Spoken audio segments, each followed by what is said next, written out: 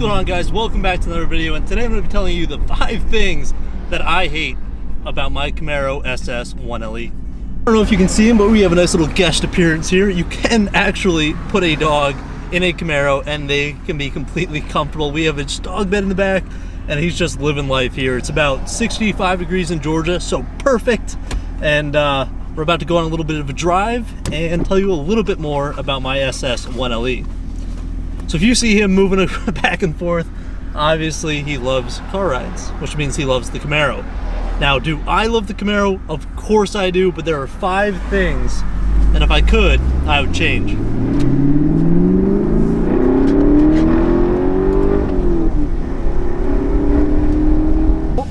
Windows are closed. Now what are you gonna do?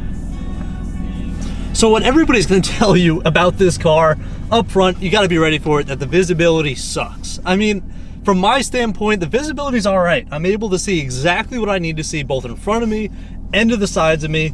If you're used to driving, let's say, a minivan, yeah, it's gonna be less visibility than that.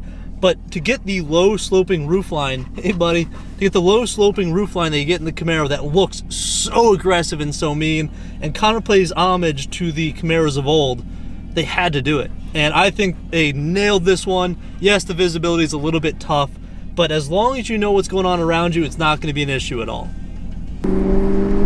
No.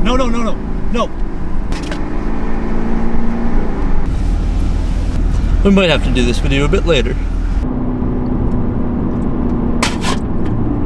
So that's more than enough time on that. It's something that I'm sure you guys have already heard before, so there's no need to explain it any more than we have just now. The second thing actually really surprised me when I went ahead and bought this car, and it actually has to do with the transmission. So obviously you guys know that all CAMARO SS 1LEs come with the 6-speed manual transmission. And these shifts are notchy as hell. They feel absolutely fantastic. I love the feedback that this shifter gives in the car, but something's wrong with second gear. Something just doesn't feel right. And when I say something's wrong with second gear, I mean that Chevy actually released a tech service bulletin, or a TSB, to all the service techs at the dealerships, notifying them that the second gear was actually fine. And that's interesting to me. Why would Chevy feel the need to actually send out a TSB for second gear specifically, or for the transmission, letting them know that second gear is normal and that's fine? What did Chevy do to make second gear way more notchy than all of the other gears? And when I say way more than the other gears, I mean significantly harder to get into than any other gear. I feel like I'm wrestling it and throwing it into gear and it's fighting me the whole way. And that's not the case in 4th gear, in 5th or 6th or 1st.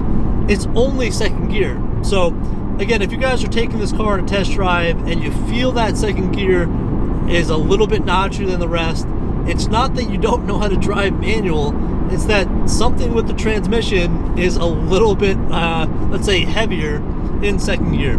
So something you should be aware of. I don't hate it, but it's something that when I'm daily driving this car, I notice every single day. So look, I love manual transmissions, but the third thing on my list is again related to our 6-speed transmission, and it's really the gear lash at lower speeds.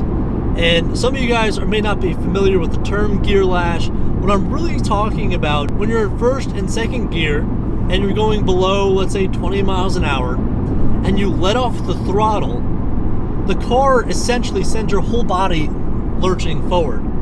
Like, it's something that I haven't experienced in any other manual car that I've owned, or driven for that matter. So far we've owned a WRX and a Focus RS, and before that, long ago, Jeep Wrangler that was actually a manual transmission as well. And those cars did not do that in any gear, in any circumstance, did they throw me forward. So what I'm wondering about is, does that have to do a little bit with the weight of the clutch itself? Does it have to do with the actual gearing ratios? Because if you're cruising, right now we're at 70 miles an hour on the highway, and I go to, let's go down into 4th. And I let off the throttle, nothing. It's as smooth as can be. That's kind of cool. It's got like kind of a purple sheen right there. I wonder what that is. That's kind of cool. But I let off the throttle and it's smooth as can be. But if I'm in first or second gear, it wants to throw my body forward, and it's something when you're daily driving the car, I think you should be aware of. By no means is it a deal breaker for me, but it's something that definitely caught me off guard when I drove it home for the very first time. Everything about daily driving this car is fantastic, but the one thing that really bothers me is the damn trunk opening. I know they had to make it smaller just to be able to accommodate the laws around where you can put taillights and everything and so forth, but the fact that I can barely get anything in there, it just makes it a little bit more difficult. I wish there was some way that they could have designed that trunk, because the trunk itself is actually pretty big. I can fit a whole bunch of stuff in it. If I'm trying to fit my tires in there, which would otherwise be able to fit extremely easily, it just makes it difficult. I have to literally go through the rear to get a tire back in there that would otherwise be able to slide right in and sit in the trunk. So I wish that opening was a little bit bigger. If you're living with this car day to day, you're going to notice it. If you're just picking up groceries and everything else, it's not going to be that big of a deal. If you guys are trying to fit anything bigger than that, you're going to have a struggle day to day with this car. So the last thing that I really notice when I'm daily driving this car that bother me is the seating and pedal position. I think the steering wheel is in the perfect spot. It telescopes to exactly where you need it to go. But getting in and out of this car, and I'm not that short, I'm 5'11", and I have to have my seat so close to the steering wheel and windshield that when I'm trying to get in and out of this car, I literally knock against the side bolsters every single time. And I'd hate to see this car in about a year to 2 years from now, after constantly, day after day, bumping into that seat bolster. I'm guaranteeing that's going to get worn out over time, and I can already see some of the wrinkles on the side bolster itself. So I really wish that Chevy was able to either, number one, pull the pedals a little bit closer to the driver, or possibly allow them to be adjustable enough that I don't have to sit like I'm on top of the steering wheel.